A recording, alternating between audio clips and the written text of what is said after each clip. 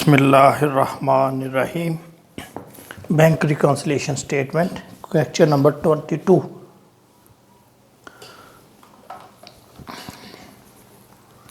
The cash book of a trader only bank column is given below for the month of July 2017. Balance receipts, ये हमारा closing balance है 38,400। On comparing the cash book with the bank statement passbook, the following discrepancies were noted. Required: revise the cash book for the month of July 2017. Prepare a bank reconciliation statement as on 31st July 2017. चले पहले जी start करते हैं। हम revise cash book बनाते हैं। Revised cash book,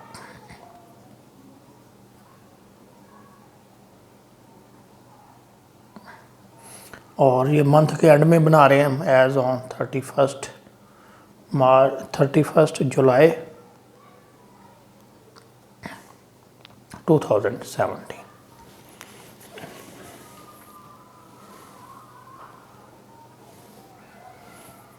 debit side, credit side. जी balance लिखते हैं। ये जो रिसीट साइड है ये ज़्यादा है, तो इसका मतलब ये जो बैलेंस है हमारा फेवरेबल बैलेंस होगा, और डेबिट साइड पे आएगा balance brought down 38,400।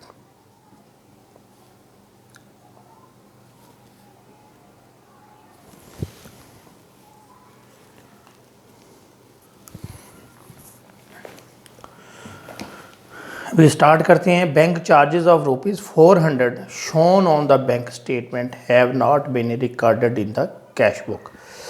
Bank charges हैं, बैंक स्टेटमेंट में आ रहे हैं। बैंक ने क्या किया होगा, हमारे खाते को डेबिट किया है, यानी हमारा जो बैलेंस है उसमें से कम कर लिया है। अब हम भी अपने बैलेंस में से कम कर लेंगे, इधर क्रेडिट कर लेंगे। Bank charges 1400। A check drawn for ₹1,880 has been recorded as a receipt। यानी जो कैश बुक बनाई हमने, चेक दिया, बैंक क्रेडिट हुआ। चेक ड्रॉन, चेक इशूड या ड्रॉन, इसमें एंट्री पास करते हैं। जिसको भी चेक दिया उसका नाम, party name, debit, bank credit. यानी ये हमारी कैश बुक की क्रेडिट साइड थी, इधर लिखना था 1880 ऐसे, लेकिन उसने क्या किया, इधर की बजाय इधर लिख दिया 1880। तो अब क्या करेंगे कि एक तो इसको ख़त्म करना है, इसका इफ़ेक्ट एक दफ़ा लिखें 1880 तो ये इफ़ेक्ट ख़त्म हो जाएगा, और एक दफ़ा और लिखें जो कि एक्चुअली लिखना था। यानी हमने क्या करना है, इसको डबल करके लिखना है। इधर अमाउंट होगी 1880 प्लस 1880,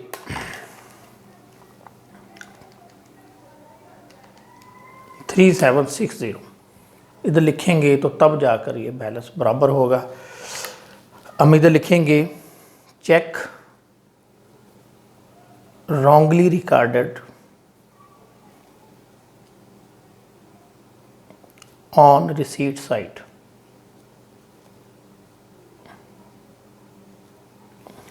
ये इस तरह, यानी जब ये गलती होती है, दूसरी एक चीज़ लिखनी डेबिट साइड पे है, क्रेडिट पे लिख दें, या क्रेडिट पे लिखनी है डेबिट पे लिख दें, तो उसका इफ़ेक्ट ख़त्म करने के लिए 2 दफ़ा वो चीज़ लिखनी पड़ेगी।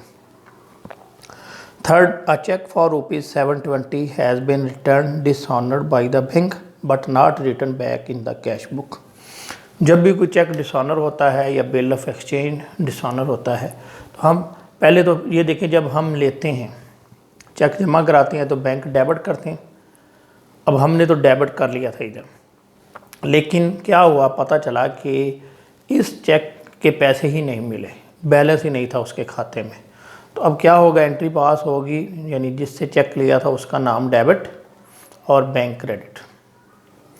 यानी हमें अब वो जो डेबिट साइड पे पहले एंट्री लिखी थी, बैंक को डेबिट किया था, अब बैंक उतने से कम करेंगे। लिखेंगे चेक डिसऑनर्ड, चेक डिसऑनर्ड 720।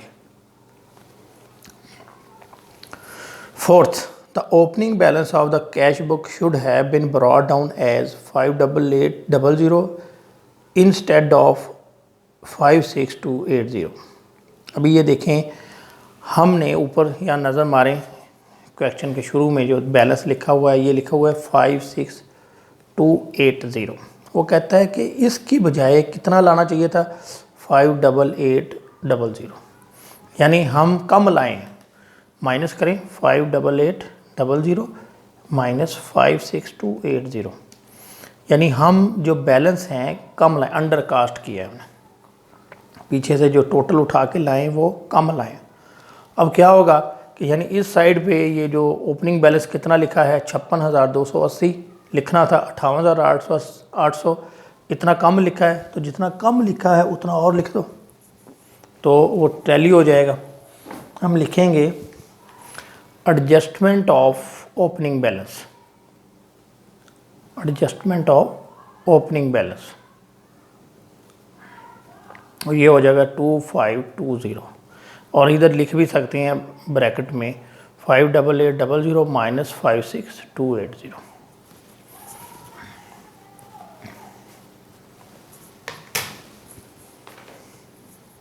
अच्छा, ये जो चीज़ें अभी हम कर रहे हैं ये वो हैं जो मिस्टेक्स हैं,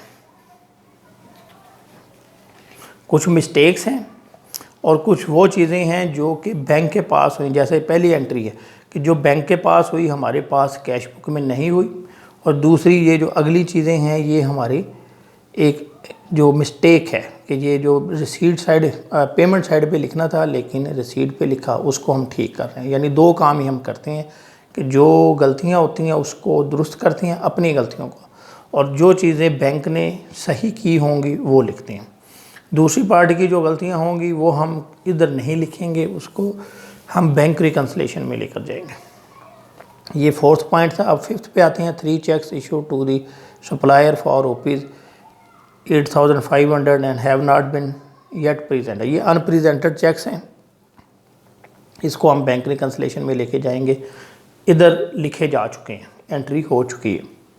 अ pen slip for the month of July showing a deposit of has not been credited by the bank. Pen slip ये होती है जब आप कोई चेक जमा कराते हैं, तो चेक जमा कराया जाता है पेन स्लिप पे, पेन स्लिप भरते हैं, चेक बैंक रख देता है और उसके ऊपर मोहर लगाकर हमें दे देता है। तो ये क्या है, cheque deposited but not credited.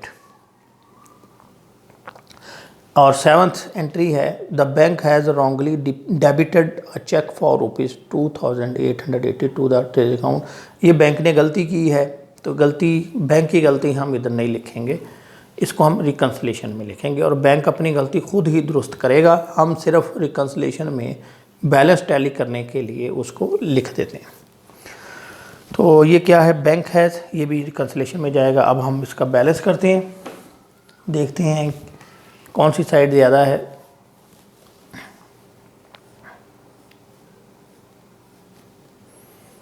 ये साइड ज़्यादा है, रिसीट साइड 38,400 प्लस 2520, ये आपका आ गया जी 40,920। इसको इधर लिख दें 40,920 और इसमें से माइनस कर दें 1,400 माइनस 3,760 माइनस 720। अभी देखें बैलेंस कितना आ गया। ये हमारे पास जो बैलेंस आ रहा है 35,040, बुक पे भी यही है 35,040, और इसको हम कहेंगे बैलेंस कैरीड ऑन। अब हम बनाएंगे बैंक रिकन्सलेशन स्टेटमेंट। इस बैलेंस को जेन में रखें 35040, और ये हमारा फेवरेबल बैलेंस है, डेबिट साइड ज़्यादा है क्रेडिट साइड कम है, तो ये बैलेंस डेबिट होगा। इसको अब रब कर दें।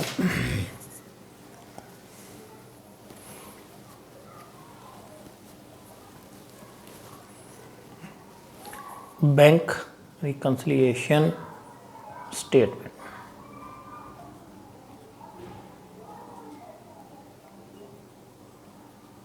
As on 31st July 2017, rupees लिखेंगे बैलेंस एज पर रिवाइज्ड कैश बुक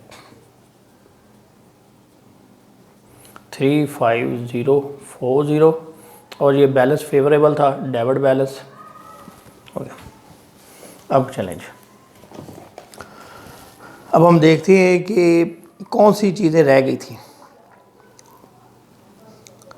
ये चेक्स रह गए थे जो अनप्रेजेंटेड थे, तो ये हमारा बैलेंस डेबिट है, इसमें माइनस प्लस ऐसे होगा।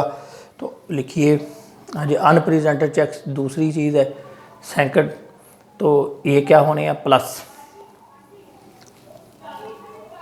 3 cheques issue to supplier for rupees 8560 14,800, इनको जमा कर लें इकट्ठा ही 8560 14,800 और 1200, ये अनप्रेजेंटेड है। 8560 प्लस 14,800 प्लस 1200, ये आ गया जी 24,560, इसको इधर लिख दें 60 और इधर लिखे unpresented cheques, add unpresented checks.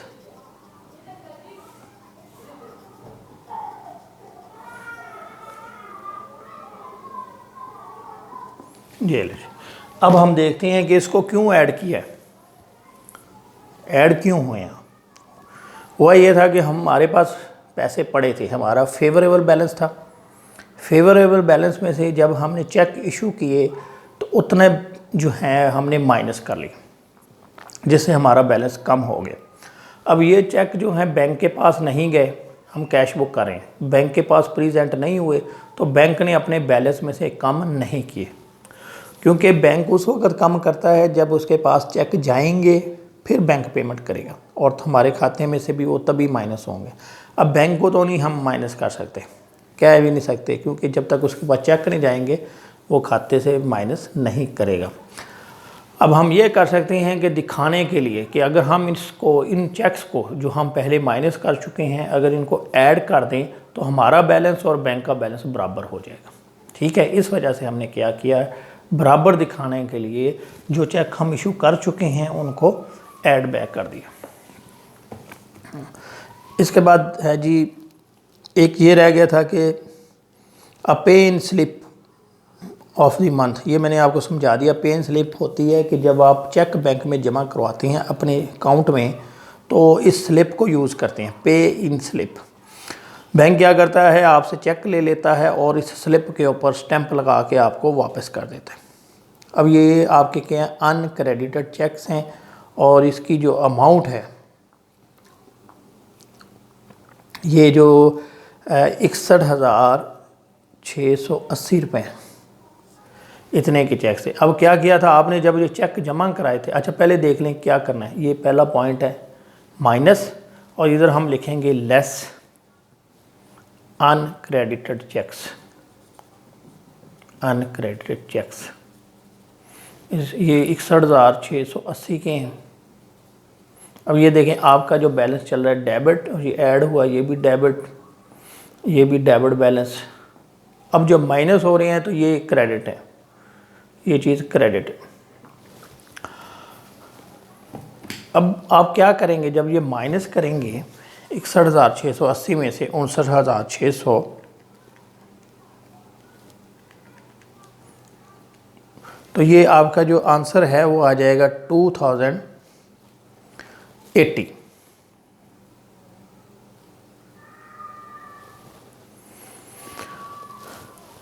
और ये उलट हो जाएगा, यानी आपका बैलेंस पहले चल रहा है डेबिट बैलेंस, जब ये माइनस हुए तो ये ज़्यादा है, तो आपका बैलेंस आ जाएगा क्रेडिट बैलेंस, यानी ओवरड्रान में चला जाएगा। ये आपका फेवरेबल है और ये आपका ओवरड्रान हो गया।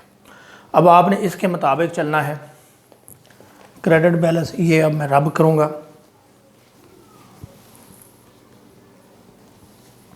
मैं इधर लिखूँगा ऐसे,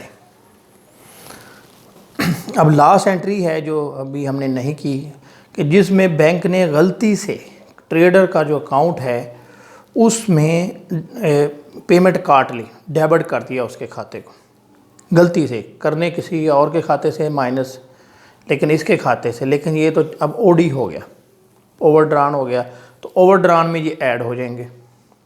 ठीक है, क्योंकि पैसे डेबिट का मतलब आपको पहले भी सवालों में समझा चुका हूँ कि डेबिट का मतलब होता है पेमेंट, यानी आपके खाते से जब पैसे काटने हों तो तब आपके खाते को डेबिट करते हैं। तो अगर आपके खाते में पैसे पड़े होंगे तो माइनस हो जाएंगे, अगर आपके खाते में पैसे नहीं हैं तो फिर आपका जो लोन है ओडी उसमें ऐड हो जाते हैं। अब बैंक ने क्या किया, ओडी बैलेंस था आपका, उसमें ये ऐड की। अब आपने क्या करना है, अगर अपना बैलेंस मैच करना है बैंक के बैलेंस के साथ तो आप भी अपने ओडी में ऐड करें। ठीक है, तो उधर जो है बैंक ने क्या किया, डेबिट किया, यानी डेबिटेड बाय बैंक। तो आप कर रहे हैं कैश बुक, तो इधर ये क्रेडिट होगा, इधर लिखिए आप ऐड, यानी ये पॉइंट कौन सा है, डिडक्शंस, ये डिडक्शन है, ये थर्ड पॉइंट है, तो इसको ऐड करना है आपने। रॉन्गली डिडक्टेड बाय बैंक या रॉन्गली डेबिटेड बाय बैंक, एक ही बात है, डिडक्टेड या डेबिटेड। ये अमाउंट है जी आपकी 2880, दोनों को ऐड कर ले तो ये आपका आंसर आ गया 4960। और ये बैलेंस कौन सा है, पासबुक का बैलेंस है एज पर पासबुक। और आपका क्रेडिट पासबुक का क्या होगा, डेबिट बैलेंस, ओवरड्रान या अनफेवरेबल।